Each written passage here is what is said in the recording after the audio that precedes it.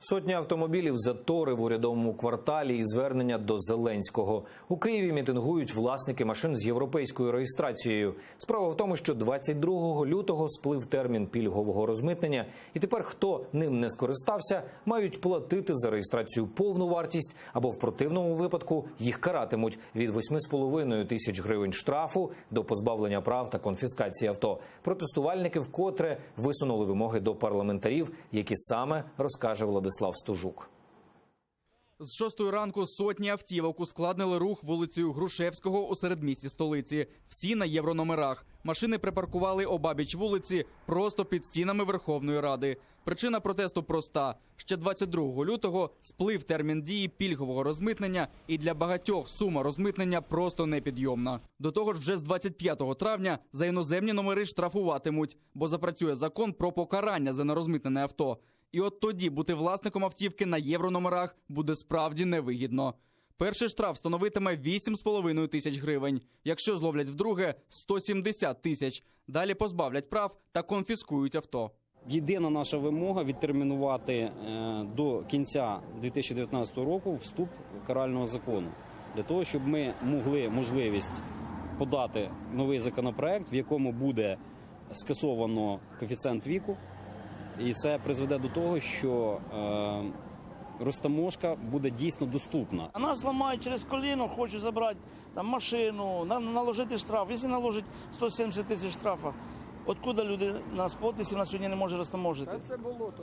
Ну як це так вони придумали? Зачем так? Їм треба задати ці питання, вони не відповідають, вони заховалися в Верховній Раді і все. Вимоги до народних обранців категоричні. Мовляв, не підемо з урядового кварталу, поки їх не виконають. Треба йти сюди, під Верховну Раду, і вас тут, якщо гибнути, то вже гибнути насмерть. Тому що більше з вами цяцкатись ніхто не буде. Вже не 17-й год і мовчати вам ніхто не буде. Так що, ребята, подумайте про ці закони, а ні, то ми вас сьогодні звідси не випустимо. Ми вас будемо держати, поки ви тут не посинієте, розумієте? Якщо не будете нормально до людей ставитись, то ми вас теж жаліти тут не будемо.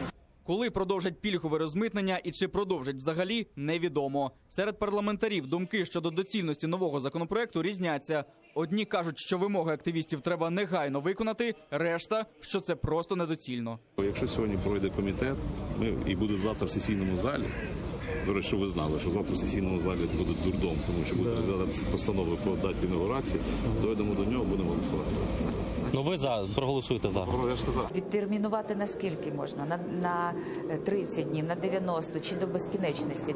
Тоді не було змісту приймати ці проекти законів взагалі? Коли говорили про зниження акцизів, це було на етапі переговорів до прийняття основного закону. Робочих груп або пошуку компромісу між усіма сторонами жодного разу не було. Ви ж знаєте, що все залежить від того, наскільки це питання важливо, наскільки його градус в суспільстві важливий. Тому що Верховна Рада є віддзеркаленням суспільства. Якщо в суспільстві є запит, відповідно, воно тут буде розглядатися. На момент ухвалення закону в Україні нарахували понад 600 тисяч автівок на єврономерах. За півроку дії пільгових умов українці розмитнили понад 200 тисяч автівок і тим самим сплатили 12 мільярдів гривень до бюджету.